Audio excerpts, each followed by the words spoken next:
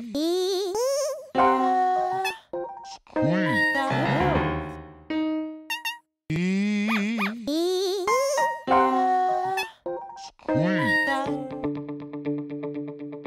mesure 7 mètres de haut et pèse, carburant compris, 6,6 tonnes. AlphaSat est le nouveau satellite européen de télécommunications, plus gros, plus puissant. On parle de l'A380 des satellites.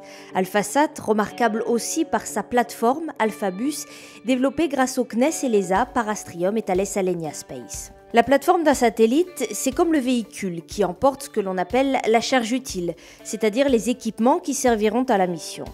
La plateforme comprend différents sous-systèmes, la structure, l'alimentation en énergie pour faire fonctionner les équipements, les moyens de propulsion pour mettre le satellite sur son orbite ou encore le système de contrôle d'attitude. Et Alphabus, c'est de la plateforme haut de gamme. C'est une plateforme qui a un créneau bien précis, puisque c'est le nom d'une plateforme haut de gamme qui permet de lancer des charges utiles jusqu'à 2 tonnes environ. Avec des puissances très importantes, jusqu'à 22 kW.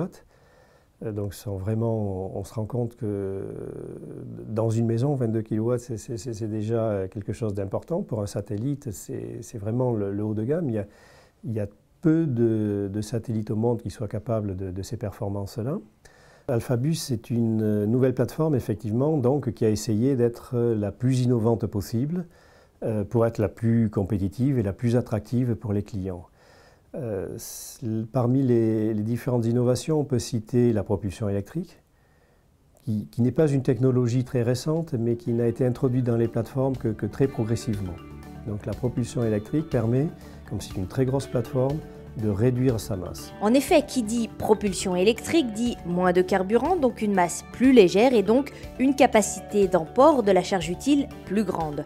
On peut aussi citer la grande modularité d'Alphabus qui permet d'assembler séparément les antennes et les autres équipements du satellite et donc de gagner du temps, ou encore le design thermique qui permet lui aussi d'assumer une charge utile plus puissante. Le design thermique, c'est en fait ce qui permet de faire le contrôle de la température des équipements qui sont à l'intérieur du satellite dans une température de fonctionnement proche de la température ambiante, alors qu'à l'extérieur, les températures varient entre moins 190 et plus 100 degrés. Donc il y a un système d'évacuation de la puissance pour éviter qu'elle chauffe trop vers les murs qui sont couverts de miroirs et qui rayonnent vers le ciel froid pour évacuer toute cette puissance. Et lorsque ça n'est pas suffisant, lorsqu'on n'a pas suffisamment de surface de mur pour évacuer la chaleur, on met ce que l'on appelle des radiateurs déployables. Et ça, c'est ce qui sera sur la prochaine évolution de la plateforme Alphabus. Ce sont des radiateurs que l'on va déployer, qui seront orientés vers l'espace et dans lesquels on va évacuer la chaleur un petit peu par le système d'un frigidaire finalement. C'est le même principe. On capte des calories d'un côté et on les rejette d'un autre côté.